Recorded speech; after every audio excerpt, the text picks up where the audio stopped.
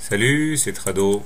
Alors, suite à la demande d'un généreux donateur, merci Jean-Claude, voilà une vidéo de mise à jour sur Morel et Prom. Alors malheureusement, la valeur telle qu'on l'avait déjà étudiée lors de la dernière vidéo est toujours sans tendance moyen terme si l'on se réfère à l'analyse de Weinstein.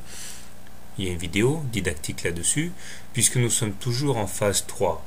Donc ni haussière ni baissière, la valeur cherche toujours une orientation.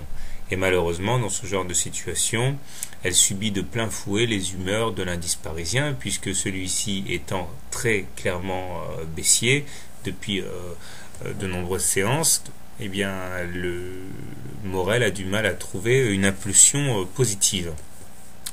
Plus précisément, nous voyons que nous sommes dans une fourchette d'Andrews mauve, descendante et dont l'objectif est le ralliement de la médiane, à savoir vers 8,5. C'est sûr que c'est pas très ragoûtant pour ceux qui sont dans la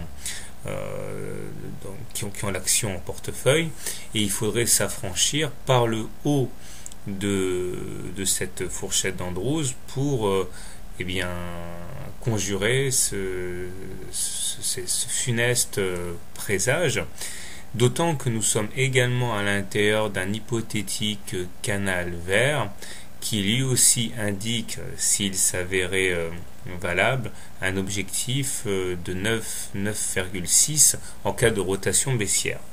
Mais tout n'est pas négatif, nous pouvons également compter sur une oblique orange qui recueillerait les cours et qui pourrait être le point de départ d'une nouvelle impulsion haussière, surtout si elle est conjuguée à un impact sur le support à 11,1 euros.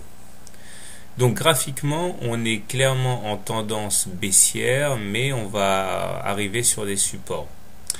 Un petit coup d'œil au niveau des indicateurs techniques montre que ce sont bien les baissiers qui ont la main, puisque le MACD attaque sa zone négative tout en étant sous son signal. Le stochastique lui aussi est son signal, et le momentum, bien que légèrement croissant, n'arrive pas à s'affranchir de la ligne de 0.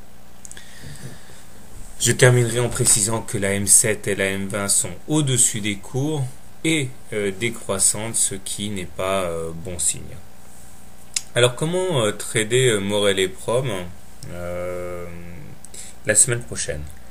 Si vous êtes haussier sur la valeur, si vous voulez l'acheter, je pense que le mieux à faire est d'attendre un contact avec l'oblique orange ou le support à 11,1, acheter sur ces niveaux, stop loss en cas de cassure de ces niveaux en clôture, objectif du swing, et bien dans un premier temps aller chercher le haut du canal vert et pourquoi pas le haut de la fourchette mauve. Je pense que viser plus haut, ce serait déraisonnable compte tenu du fait qu'on est clairement soumis à ces résistances graphiques. Vous pouvez également, pour les plus prudents, attendre un éventuel contact contre le bas du canal vert ou la médiane de la fourchette mauve.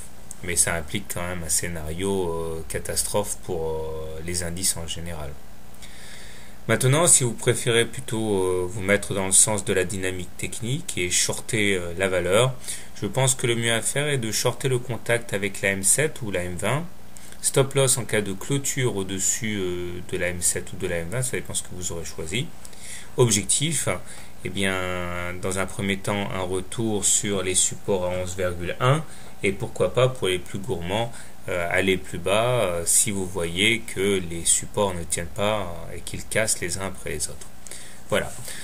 Personnellement, je vais attendre qu'on descende et je vais voir si on réagit favorablement avec un rebond technique sur les supports que j'ai mentionnés avant de rentrer sur la valeur, parce que là c'est vrai que le CAC n'est pas bien orienté, donc quelle que soit la valeur intrinsèque des actions en question, si on n'a pas le CAC derrière nous, c'est pas la peine.